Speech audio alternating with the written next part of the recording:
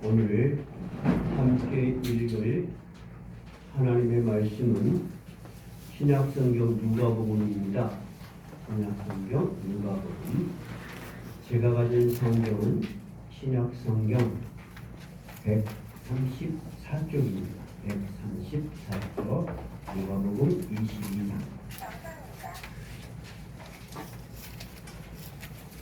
22장 14절부터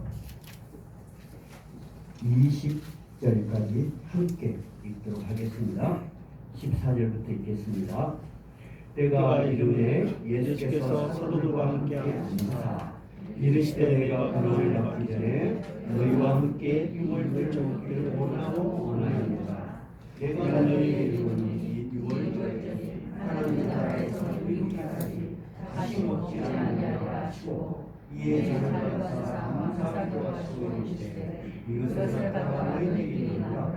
내가 너희에게 이르노니 내가 이제부터 하나님의 나라가 임할 때까지 어떤 나무에서 나온 것을 다시 마시지 아니하리라 하시고 또 떡을 가져 감사기도 하시고 떼어 그들에게 주시며 이르시되 이것은 너희를 위하여 주는 내 몸이라.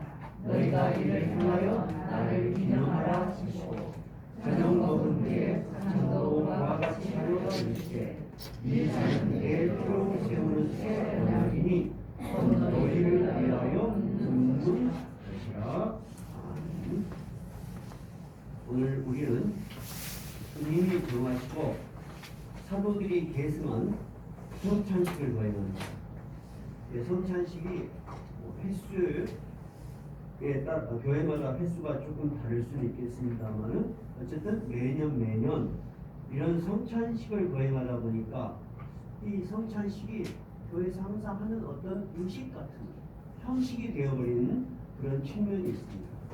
그래서 오늘은 이 예배를 통해서 이 성찬식의 본질적 의미가 무엇이고, 두 번째는 이 성찬식을 통해서 우리가 어떻게 변하기를 주님은 바라시는가 하는 두 가지 측면에서 이 말씀을 살펴보려고 합니다. 누가복음 오늘 본문 제일 첫 번째 구절이 어떻게 되어 있습니까? 때가 이르시매라고 되어 있죠. 우연하게 이때가 온 것이 아니고 주님께서 이때를 기다리셨다는 것입니다. 근데 우리가 주님이 이 때를 기다렸다는 것을 어떻게 알 수 있습니까? 그러면 이 본문에서 한번 찾아보세요. 어디에 그런 것이 명확하게 있나요? 15절에 주님은 이 시점을 기준으로 내가 고난을 받기 전에 고난이 올 것을 알고 계세요. 근데 이 성만찬을 베풀기 전에는 예수님과 예수님의 제자들이 예루살렘 성에 입성할 때 대대적인 환영을 받았어요.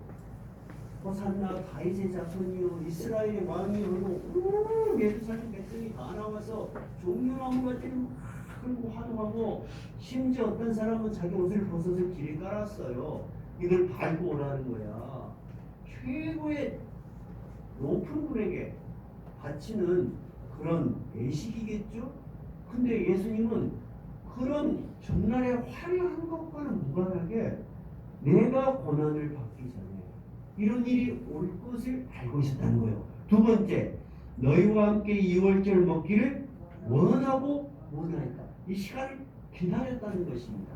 그러니까 굉장히 중요한 의미가 있어요. 14절이 때가 이르면은 우연히 이러한 때가 온 것이 아니고 하나님이 우리가 인간이 취할 수 없는 큰 인간의 역사 속에서 하나님이 정하신 때가 온 겁니다. 그리고 예수님은 그때가 온 것을 아셨어요. 그래서 제자들의 기대나 제자들의 감정에 관계없이 지금 이 성만찬을 베푸시는 것입니다.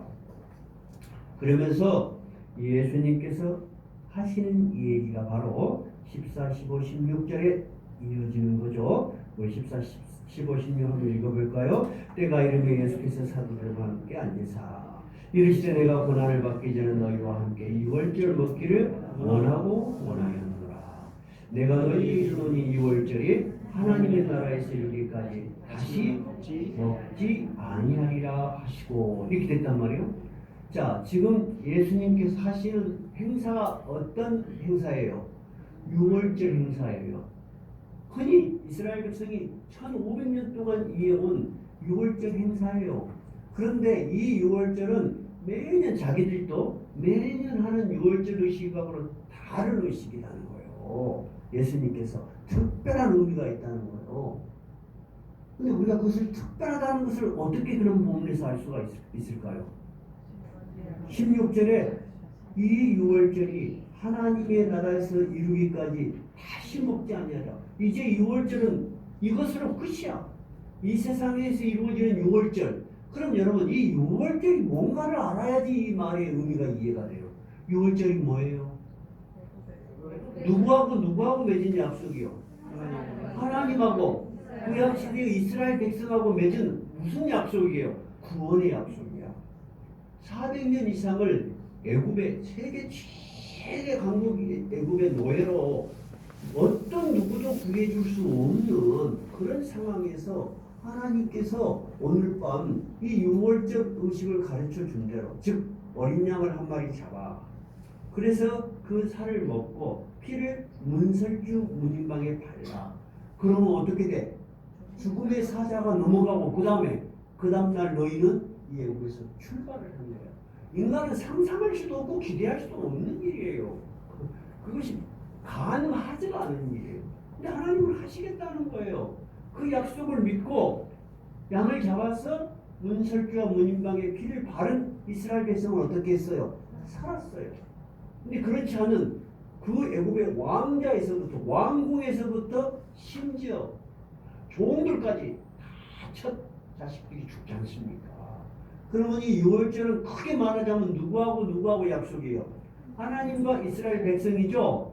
그럼 예수님이 지금 하시는 이 6월절은 마지막이 될 것이라는 건 뭐예요? 이제 하나님과 너희들이 새로운 언약을 맺는다는 거예요.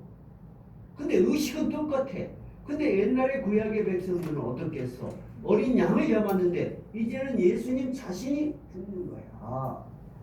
제자들은 이해가 안 돼. 이 말도 이해가 안 되고 무슨 말을 하는지도 전혀 못 알아먹어요. 근데 예수님이 하나의 상징으로 그들에게 눈에 보이고 경험할 수 있도록 말씀하십니다. 자, 한번 볼까요? 19절 뭐라고 이야기합니까? 또 떡을 가져 감사기도 하시고 떼어 그들에게 주시니 이르시되 이것은 너희를 위하여 주는 내 몸이라. 너희가 이를 행하여 나를 부르라. 여러분 떡을 주면 그 떡을 어떻게 해야 되죠? 먹어야 되죠? 오늘 우리가 성찬을 해요. 근데 그들은 식사가 빵이야. 그리고 빵을 먹고 고기를 먹고 같이 먹는 게 포도주야. 그들의 식습관이야. 그냥 밥을 먹으면서 좀 더 의미를 부여해서 의식을 행하는 거예요. 자식과 아버지가 다 모여서 그 전통이 있어요. 의식이. 이것은 왜 우리는 이날이 특별한 날입니까? 그러면은 구약의 모세 시대에 하나님이 약속했던 걸 말해주는 거예요. 근데 예수님께서 떡을 주시면서 이것은 떡이 아니라는 거야. 양의 살이 아니라는 거야. 뭐라고 하는 거예요? 내 몸이라는 거야. 너희들이 지금 뭐를 먹고 있다는 거예요? 나의 살을 먹고 있다는 거예요. 두 번째, 여러분 짐승을 잡으면 당연히 뭐가 나오겠어요? 피가 나오겠죠? 구약의 6월절은 그 피를 어떻게 했어요? 문설주하고 문인방에 발랐죠. 피를 바르면 죽음이 넘어갔죠. 그리고 구원이 시작되는 거죠. 예수님께서 20절에 또 뭐라고 말한가요? 저녁 먹은 후에 잔도 그와 같이 하여 이르시되 이 잔은 내 피로 세우는 새 언약이니 곧 너희를 위하여 부는 것이다. 이제는 양의 피를 문설주에 받듯이 내가 나의 피로 너에게 주니 너희들이 이것을 먹으면 너와 나 하나님과 너희들이 새로운 언약을 맺을 것이야. 너희를 위하여 내가 흘리는 피다. 이렇게 말씀하시는 거예요. 자, 그러면은 지금까지 매년 해왔던 6월절, 제자들이 태어나면서부터 이스라엘 땅에서 태어나고 자랐겠죠? 그들도 매년 6월절 행사를 했겠죠? 근데 이 6월절 행사는 특별해? 특별하지 않아. 굉장히 특별해. 근데 실제로 내용은 하고 있는 형식은 어때? 똑같아. 잘 들어봐요. 형식은 똑같아. 우리도 떡을 먹고 그냥 포도주를 마시는 거예요.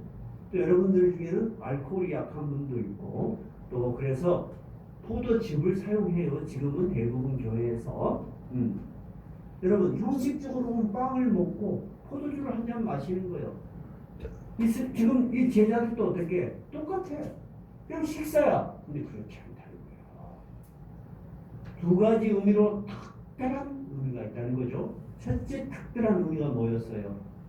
여러분이 지금 말씀을 들어보니까 첫 번째 특별한 의미 뭐? 어떤 의미가 있어요?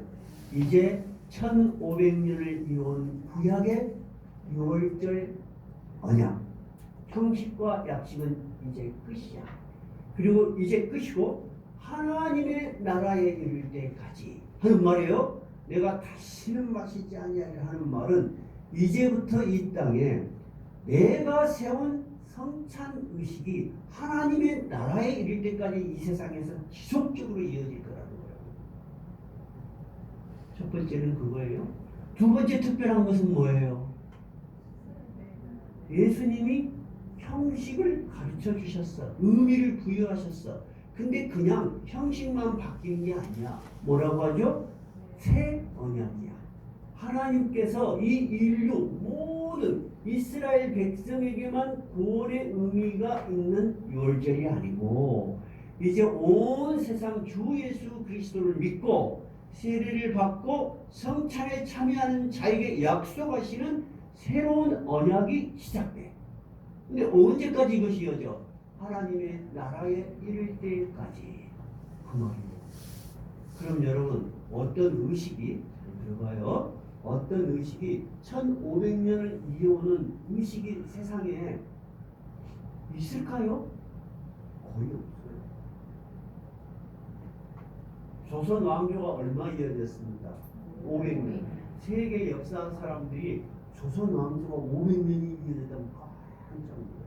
한 왕조가 500년 이상 이어진 데는 드물어요. 500년 동안에 하나의 전통이 이어올 수 있지만 왕조가 바뀌면 싹 뒤집어져 버려요. 그죠?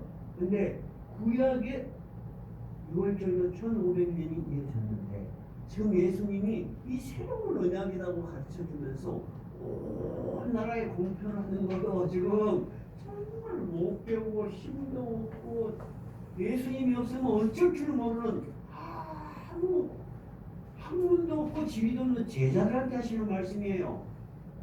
제자들한테 하는 말씀. 그죠?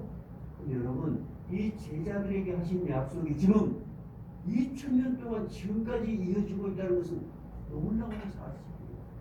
누가 강요를 했어요? 아니잖아요. 그러면 제자들은 예수님이 하신 이 말씀을 제대로 이해했을까요? 절대 이해하지 못합니다. 절대 이해하지 못합니다. 우리가 왜 절대 이해하지 못한다고 확실하게 말할 수 있냐? 예수님이 6월절 이 만찬을 끝나고 십자가를 지시는 그 과정까지 살펴보세요. 제자들이 누가 서로 놀냐고 싸우고 그러잖아요.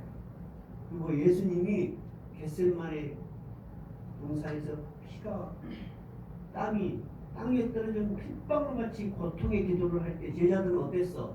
잤어. 제발 나와 함께 기도해달라고 그래도 그 초롱을 못 이기고 잤다니까. 예수님이 잡혀갈 때 베드로는 어떻게 했어요? 난 3번이나 예수님을 모른다고 했어요. 다 도망갔잖아요.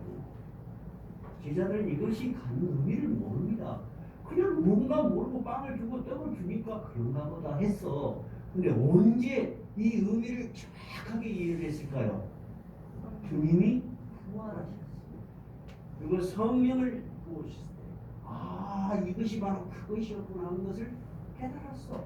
그래서 그 초대교회에서부터 바로 복음을 전하고 성만찬을 베푼 거예요. 지금처럼 여러분 1년에 몇 번 또는 교회마다 다르겠지만 그렇게 하지 않고요. 초대교회 기록에 보면은 항상 아니었어요. 그들은 식사를 할 때마다 그렇게 했어요. 그냥 밥을 먹으면서 떡을 먹으면서 잔을 마시면서 한 번은 주님을 위하여 주님을 기념하면서 그렇게 했다는 거예요. 그것이 여러분 2000년을 이어온 새로운 언약이 된 것입니다. 그리고 이 언약은 방금 말씀드린 것처럼 이 연약한 제자들이 겨우겨우 지켜다가 사라진 것이 아니고 오히려 온 세상이 다 퍼져서 세상에서 제일 높은 지위를 가진 대통령도 목사님 앞에 가서 성찬식에 참여하고 캐더릭 같으면은 어때요? 신부님 앞에 가서 고해상 사고 다 먹는 거예요. 예수님이 하시는 말씀에는 여러분 굉장히 의미가 있는 거예요. 그러면 우리가 오늘 성찬식을 하면서 기억해야 될 것은 이것은 누구로부터 시작했다? 예수님이 정말 연약한 제자들에게 가르쳐 주신 하나님의 비밀이야. 새로운 언약이야. 우리는 그것을 알고 있기 때문에 그것을 기념하고 기억하는 거예요. 그리고 오늘 성찬식에 여러분 참여하면서 이것은 예수님이 우리를 위하여 몸을 찢고 피를 흘리신 것이다. 이 제자들은 부활의 과정, 주님의 십자가의 고난, 부활, 승천, 성령 강림 사건을 경험하면서 예수님이 말씀하셨던 그 떡이 뭐라는 것을 아신 거예요. 예수님이 참하게 몸을 찢기면서 우리에게 주셨던 사랑의 징표라는 걸 아신 거예요. 두 번째는 포도주는 뭐라 한 걸 안 거예요. 마지막 한 방울까지 다 피를 흘리잖아요. 예수님 마지막 어떻게 죽죠? 다른 두 강도들은 살아있어. 그러니까 빨리 죽여달라고 제사장들이 그러니까 큰 망치를 가서 무릎배를 깨버려. 무릎배를 깨우면은 그나마 갇히고 있던 살이 내려가면 숨을 못 쉬고 죽는 거예요. 근데 예수님을 그렇게 죽이려니까 이미 죽은 사람을 또 뼈를 깨기가 좀 그래. 그러니까 마지막 확인 사살을 해요. 어떻게 해요? 밑에서부터 이어 로마군이 창으로 팍 찔러. 그러니까 피와 물이 나오더라. 이것은 참다. 요한이 증거했어. 지난번에도 말씀드렸을 것처럼 어떻게 피가 나오면 피가 나오지 물이 나오냐. 근데 요한은 특이하게 피와 물이 나왔다고 그랬어. 현대의학에서 밝혀졌어. 너무나 심한 스트레스로 사람이 고통을 당하면 심장 주위에 물이 찬다는 거예요. 이것은 심장이 관통된 거야. 현대과학에서 다 밝혀졌어. 근데 요한은 어떻게 그렇게 자세히 기록했을까? 그 자리에서 다. 그러니까 포도주를 마시는 것은 예수님이 우리를 위하여 단 한 방울도 남김없이 다 흘리신 희생의 피다. 우리는 그것을 생각하면서 감사해야 되는 거예요. 그죠? 예수님 불쌍해. 그러시면 안 돼요. 불쌍한 것은 인간적으로 그럴 수 있지만 주님은 그 때를 기다리고 계셨고 알고 계셨고 우리를 위해서 일을 하셨고 마지막 승리를 하셨어. 그럼 여러분 오늘 우리가 성만찬을 거행하면서 기억해야 될 내용은 아시겠죠? 그러면 우리가 이 내용 그 다음에 깊이 하나 생각해야 될 부분이 있어. 아니 이렇게까지 해서 하나님의 아들이 죽을 필요가 있을까 하는 근본적인 질문을 해야 돼요. 여러분 이렇게까지 해서 하나님의 아들이 죽어야 될 이유가 뭐가 있어요? 꼭 그렇게 해서 우리 죄를 용서해야 돼요? 어때요 여러분? 그냥 하나님이 나 다 용서하겠어 그래 보면 끝나는 거 아니에요? 어때요? 그런 아주 섬세한 질문을 해야지 이 의미가 이해가 돼요. 여러분. 하나님께서 인간들을 보실 때 이 인간들의 악이 얼마나 크셨는지 도저히 용서가 안 되는 악이었어요. 근데 이들 그대로 두면은 도대체 돌아올 길이 보이지가 않는 거예요. 인간이 너무 악해. 너무 그리고 연약해. 그리고 이 세상에 하나님이 봤을 때 누구 어느 한 사람하나 구원해 줄 사람이 없는 거야. 자기의 행위로 자기의 의로 구원받을 수 있는 사람이 없어. 그럼 하나님이 외면해버리면 어떻게 누구 마음대로 살아가면 어떻게 돼요? 우리는 하나님의 심판대 앞에서 마지막 심판을 받을 수밖에 없어. 그렇죠? 하나님이 마지막 인간들에 대한 사랑을 어떻게 표현하셨냐? 이 인간들을 구원하고 싶어. 이 인간들의 이 정말 뿌리 깊은 악을 용서하는 방법은 내가 내 사랑하는 자식을 죽여서 이 일을 믿는 사람, 내가 너희를 이렇게 사랑한다는 것을 믿는 사람들에게는 구원의 문을 열어놓겠다는 거예요. 여러분에게 그 십자가를 절하는 게 아니에요. 그 십자가를 졌던 주님을 믿고 따라가는 거예요. 주님이 하신 말씀이요. 내가 너희를 위하여 붙는 거라는 거예요. 지금도 우리가 기독교 신앙을 잘못 이해를 하면 뭔가를 해야 되고 뭔가 열정을 가지고 주님을 따라야 될 것처럼 이해를 하세요. 절대 나쁜 거 아니에요. 교회에 그런 사람 많이 있으면 좋겠죠. 근데 저는 여러분에게 일을 많이 못하도록 하잖아요. 왜 그러냐? 기독교의 본질적인 것은 감사입니다. 나를 위해서 죽으신 그 주님을 생각할 때 참 감사한 거야.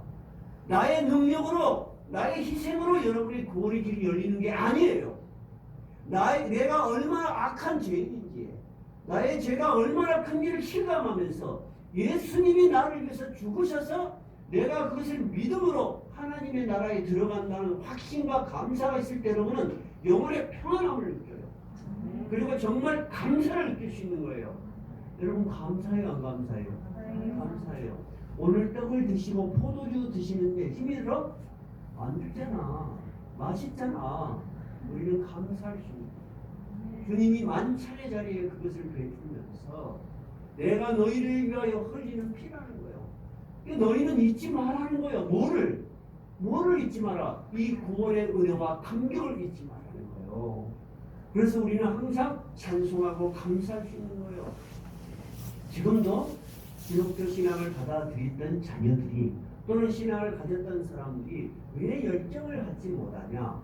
교회에서 뭔가 직분을 맡고 뭔가 열심히 하면 짐이 주어질까봐 요즘말로 택도 없는 소리예요. 그 짐은 주님이 다 지고 가셨어. 여러분은 주님의 은혜 속에서 누리며 사는 거야. 근데 그 은혜를 잊어버리면 어떻게 돼? 나의 악이 다시 살아나기 시작해. 주님하고 거리가 생기면 여러분 마음이 편해요? 안 편해요. 고통스러운데도 그 고통을 끝까지 지고 세상의 유혹 속에 빠져가는 거야. 하나님을 붙들지 못한다고 말입니다. 예수님께서 하시는 말씀이 네가 얼마나 악한 죄인이었는지를 성찬식에 참여하면서 기억해라는 거예요. 왜 우리가 악한 죄인이라는 걸 알 수 있냐? 내가 죽어야만이 네가 용서받을 수 있는 죄인이었다는 거예요. 여러분 지금도 우리가 대통령 선거 또 이런 선거 저런 선거를 합니다. 잘 들어보세요. 자, 높은 지위에 가고 싶어. 그러면 여러분 가족에 누가 무엇을 잘못했니, 벌금을 냈니 안 냈니, 뭔 죄가 있니 없니, 뭐를 감췄니 안 감췄니 철저하게 파. 다 파지, 그지? 다 파고 모든 죄를 막 다 끄집어내갖고 전부 드러내. 여러분 그러면 견딜만한 사람이 진짜 있을까?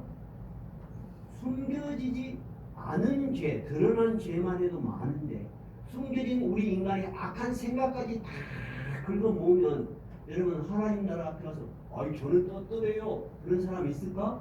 없어. 우리 진짜 배기 싫은 사람 있을 수 있어. 그 사람 대놓고 막 욕은 안 할 수 있어. 근데 그 사람 없을 때 속으로 저 죽어버렸으면 좋겠다 그런 생각 한 적 있어 없어? 있을 수 있어. 저 새끼 확 가다가 차에 치워버려. 그런 생각 할 수 있어. 그래서 주님이 형제를 미워하는 것이 살인이라고 한 거야. 여자를 보고 음욕을 품는 자마다 뭐 한다고 그랬어? 가늠했다 그러잖아. 그럼 나는 너무나 많이 한 것 같아. 가늠이.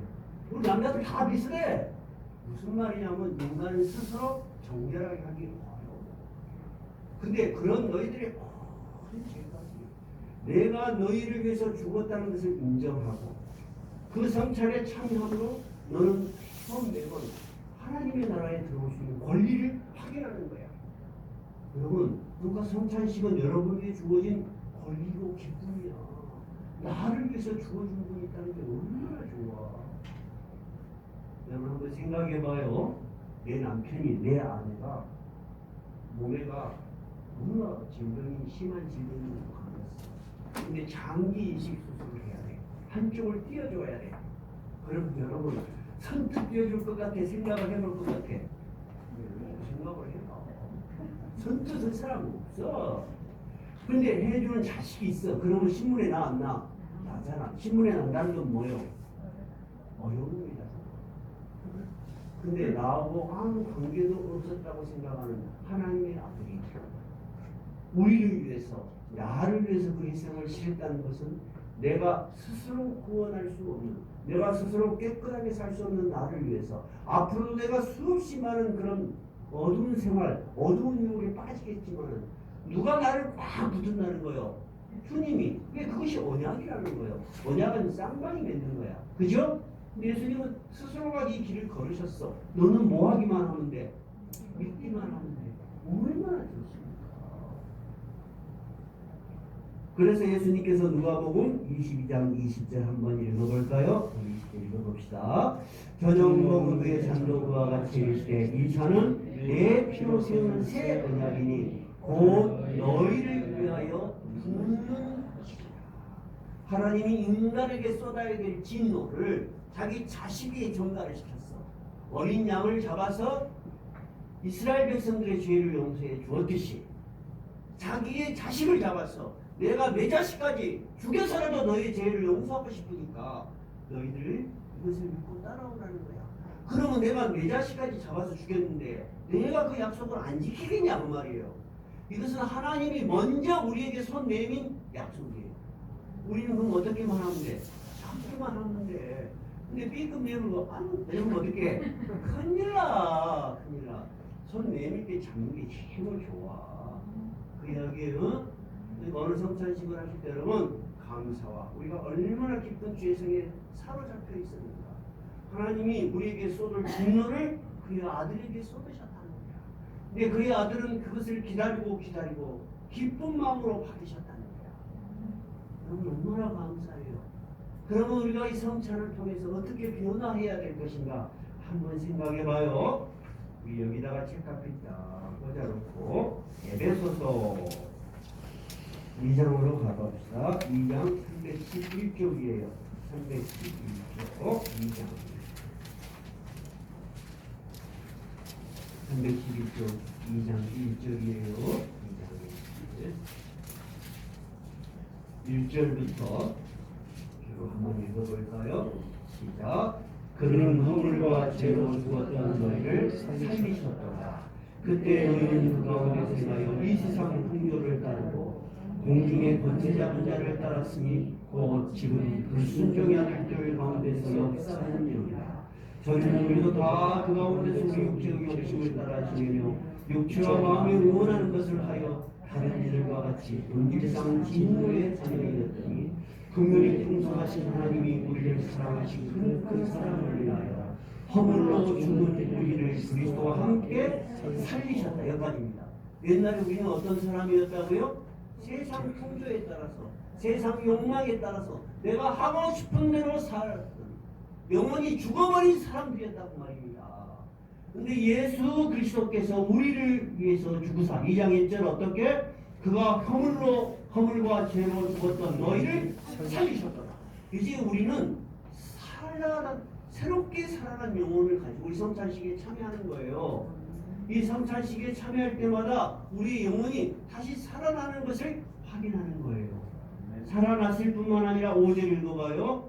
허물로 죽은 우리를 그리스도와 함께 살리셨고 그 다음에 또 함께 일으키사 그리스도 예수 안에서 함께 하늘에 앉히시니 이는 그리스도 예수 안에서 우리에게 자비하심으로써 그 은혜의 지극히 풍성함을 보는 여러 세대에 나타내려 하십니다. 이만 구원받는 것이 아니고 나 같은 사람도 구원받았다는 하나님의 은혜를 너를 통해서 너의 자식에게 알리고 여러 세대에 여러 곳에 너의 친구 친척에게 그것을 알리려 함이라 하는 얘기예요.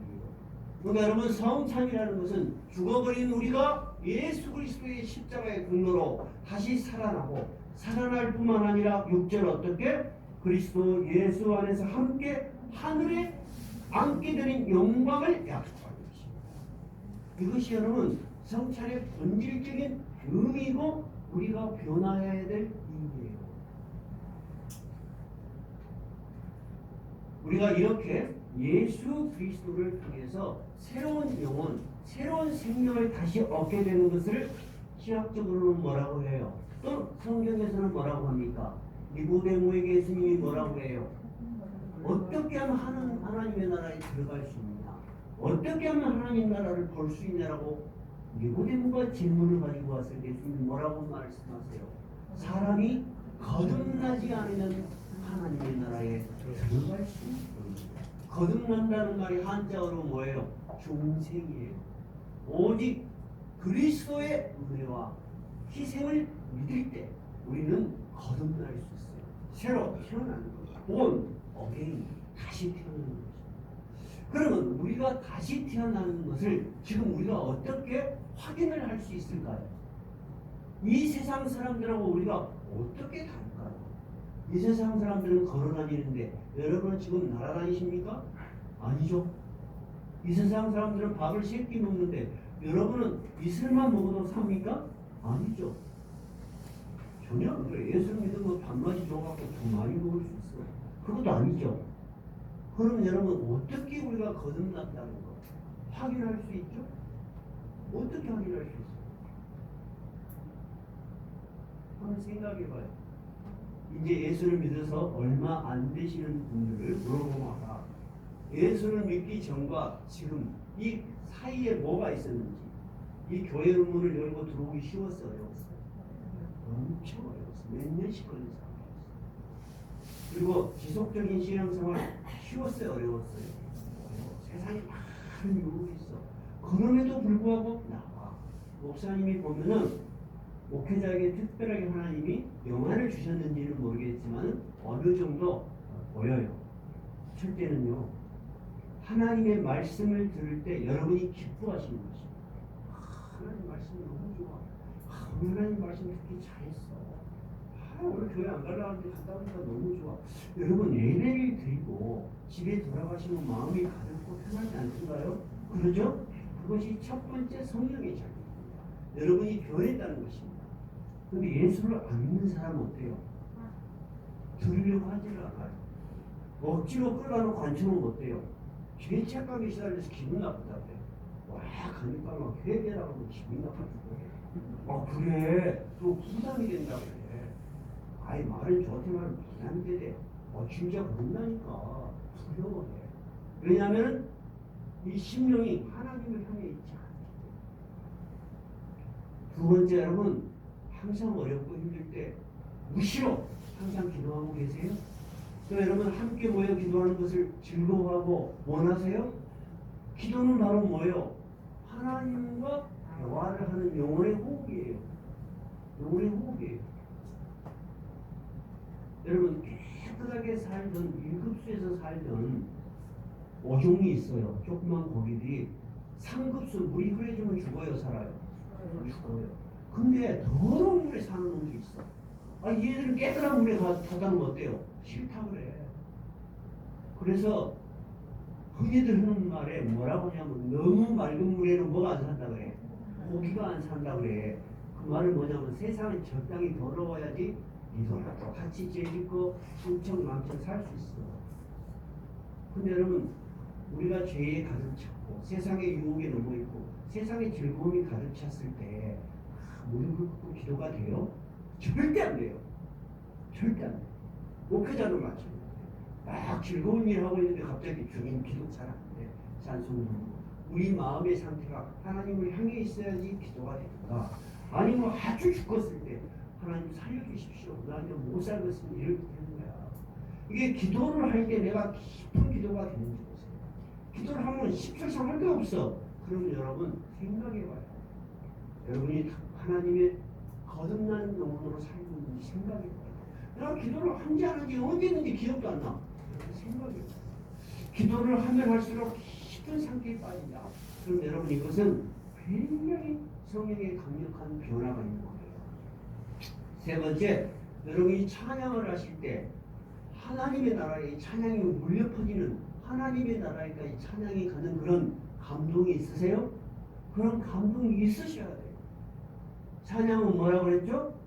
곡조가 붙은 기도야. 근데 찬양의 힘이 뭐냐면은 큰 소리로 기도를 하는 역할을 하니까 기도할 때는 안 나오던 눈물이 찬양할 때도 눈물이 찬양은 감동과 함께 올려드리는 기도니까. 그래서 여러분 찬양 생활을 일주일에 한 번이라도 같이 와서 열심히 하세요. 그것이 여러분 성찬이 우리에게 요구하는 거예요. 성찬이라는 것은 빵 먹고 포도주 먹고 끝 이런 게 아니에요. 기억하는 거예요. 기억. 그리고 변화를 해라는 주님의 요구에 응답하는 거예요. 맞죠? 그렇게 되면 여러분, 여러분에게 어떤 변화가 일어날까요? 그렇게 되면 얼굴빛이 다릅니다. 진짜 다릅니다. 얼굴이 확 그리고 그렇게 이뻐질 수가 없어요. 내가 봤을 때 여러분 중에는 너무너무 미인이 된 분이 많아요. 근데 아무리 비싼 화장품을 발라도 여러분 안에서 나오는 빛을 발산하지 못해요. 이 피부의 기능이라는 것을 잘 들어보세요. 여자분들 아무리 비싼 화장품을 발라도 피부 안 좋아져요. 그것은 내가 하는 이야기가 아니고 피부과 전문의가 나와서 하는 이야기예요. 피부의 1차적 기능은 뭐냐면 안에 있는 노폐물이 밖으로 빠지게 하는 거야. 근데 화장을 발라보면 어때? 막아버리니까 방해를 하는 거야. 아무리 좋은 화장품도 할 수 있는 건 뭐냐면 보습의 기능밖에 없어요. 촉촉하게 해주는 거. 그거밖에 없어요. 근데 안에서 빛이 나오는 건 뭐요? 성령의 작용이야. 기쁨. 여러분이 막 기뻐할 때는 변한다니까 나 깜짝 놀래. 와, 여자가 어디서 이렇게 그 사이에 무엇을 먹고 이뻐졌을까? 무엇을 먹었을까? 약을 먹어요. 약. 뭔 약? 구약하고 신약. 이 약을 먹으니까 그 다음에 영혼의 깊은 생명수 기도 찬양. 그러니까 여러분이 그렇게 예뻐져. 얼굴 빛이 난다니까. 진짜 달라. 근데 어느 날 시험에 들었어. 시험에 들으면 얼굴빛이 어때? 어두워져. 어둡고 표정이 되게 날카로워. 그냥 느껴져. 어쩔 때는 보면 하나님하고 관계가 끊어진 사람이죠. 그럼 목사는 위기다. 이제 이 사람하고 대화를 해서 안 되는 거예요. 오직 하나님께 기도하는 거예요. 하나님만이 하실 수 있다니까. 하나님만이. 그러니까 여러분 이 성찬의 의미, 예수님께서 나를 기념하라, 기억하라 하는 말은 무슨 말이에요? 옛날에 그런 일이 있었다라는 것을 기억하라는 거예요? 아니고 너희 안에 구원의 역사가 일어나고 있음을 기억하라는 거야. 내가 너를 위해서 이 일을 했음을 기억해라는 거야. 이 위대한 일을 하신 이가 하나님이시다는 것을 기억해라는 거야. 그러므로 너도 변화하라는 거야. 누구처럼 변화하라는 거예요? 예수님의 제자처럼, 예수님의 자녀들처럼, 하나님의 자녀들처럼 변화해라는 거예요. 여러분이 그렇게 변화해 나갈 때 여러분이 세상에서 당하는 많은 슬픔, 고난, 어려운 일을 감사하며 이기며 나갈 수 있는 거예요. 그냥 감사도 안 되는데 감사합니다 한다고 감사가 되는 게 아니에요. 마음으로는 감사합니다 하지만 마음속으로는 어떻게 불안하고 유혹이 끊임없어. 근데 진짜 그 하나님은 살아계신 하나님이다. 그죠? 우리를 사랑하시는 하나님이다. 우리의 기도를 들으시는 하나님이라는 것을 믿을 때 흔들리지만은 붙들고 나갈 수 있는 것이 있는 거예요. 내가 그렇게 바로 서면 누가 서요? 그 다음에는 내 가정, 내 자녀, 내 남편, 내 아내가 나를 보면서 뭔가 변한 거야. 그 변화의 물결이 퍼져나가는 거야. 여러분 이 제자들이 얼마나 나약한 제자들이에요. 그런데 이 제자들이 예수님의 부활을 보고 성령의 감동을 받고 성령 충만하니까 이들이 전하는 그리스도의 복음이 2000년 동안 이렇게 퍼지지 않습니까? 제자들이 한번 베드로가 설교를 하니까 3000명이 회개하지 않습니까? 그 강력한 힘이 어디서 나오는 거예요? 제자들에게서 나오는 거예요? 아니에요, 여러분. 내가 믿는 믿음의 확신과 성령의 강력한 자력에 의해서 일어나고 있는 거예요. 여러분은 할 수 없어요. 사람 한 사람의 마음도 변화시킬 수 없어요. 여러분의 자녀를 설득해서 여러분 나는 내 자녀를 설득해서 내 자녀가 이렇게 훌륭하게 됐다. 그렇게 자신할 수 있는 사람 있어요? 한번 손 한번 들어봐요. 한번 손 들어보세요. 없잖아. 우리는 내 자식도 설득하기가 진짜 힘들어요. 오직 우리가 할 수 있는 것은 뭐예요? 내가 바로 살려고 힘쓰고 애써야 되는 거예요. 그리고 그들을 위해서 기도하는 거예요. 내 가정이 변하는 거예요. 그리고 내 주위의 사람들이 나를 보면 알아. 아, 저 사람 변했어. 저리 안 했는데, 아, 저리 한참 신앙에 방황하더니 요즘 예수를 열심히 믿다니 완전히 변했어요. 저들이 먼저 말을 해. 진짜 그런다니까. 자기들이 먼저 이야기해. 그래서 속으로 나도 예수 한번 믿어볼까? 그런다니까. 옛날에 우리가 어렸을 때죠. 제가 청년, 우리 누나, 저 위에 누나들이 있어요. 우리 집에 누나 친구가 왔어요. 누나 친구. 근데 몸이 안 좋았어. 근데 우리 누나는 서울에 사니까 휴직을 하고 쉬고 싶은데 한 번도 넉넉하게 할아버지를 보내서 어렸을 때부터 누나 친구가. 그래서 여수가 좋다고 하니까 바람도 쐴 겸 여수 한번 가보고 싶다. 그랬던가 봐. 그러니까 우리 집이 옛날에 한옥이어서 방칸수가 좀 있었어요. 그럼 우리 집에 가서 며칠 지내라. 그랬던가 봐. 그 누나 얼굴도 기억이 나요. 그 누나가 우리 집에 왔는데 그날 우리가 주일날이어서 예배를 드렸어요. 가정예배를. 근데 그 누나는 교회를 안 다니는 누나야. 근데 그때 예수를 안 믿는 자기가 왔을 때 아침에 가족이 모여서 가족 예배를 드리는데 은혜가 되더라는 거야. 나도 예수를 믿고 싶다. 신실한 그리스도가 있어. 그러니까 여러분 꼭 내가 전도를 해서 그분 예수 믿는 것 아니에요. 하나님이 다양한 방법으로 이 성찬이 2000년 동안 퍼지듯이 하나님의 놀라운 능력으로 일을 하시는 거예요. 그렇게 해서 여러분 우리가 이 성찬을 행할 때마다 우리가 구원을 받은 것이 얼마나 큰 은혜인가. 우리가 이 성찬에 참여하는 것만큼 우리가 변하고 있는가. 우리가 다시 살펴볼 때 우리 교회가 여러분 하나님께 영광을 돌리는 거예요. 나는 이제 우리 교회가 새로운 인직자들도 세우셨어요. 근데 우리 교회 몇몇이를 보면은 아주 훌륭한 분들이에요. 그래서 제 개인적인 요즘 기도의 제목은 주님 이렇게 훌륭한 분들을 이 교회에 모으셨는데 이제 이 교회가 정말 하나님의 이 시대에 하나님의 영광을 드러내는 부흥되는 교회가 되게 해주십시오. 우리 교회가 산끝으로 있어가지고 누가 알아서 오기도 어렵지만은 여러분 하나님이 하시려고 하면 못 하실 일이 어디가 있겠습니까? 우리 모두가 이번 이 임직식 성찬식을 계기로 우리 교회가 부흥되는 교회, 하나님의 영광을 드러내는 교회가 되었으면 참 좋겠다. 이런 말씀을 드리고 싶습니다. 오늘 이 성찬을 통해서 주시는 주님의 약속과 축복이 여러분에게 진정으로 흔들림 없는 약속이 되시고 또 축복이 되시기 바랍니다. 아멘. 찬송가 428절.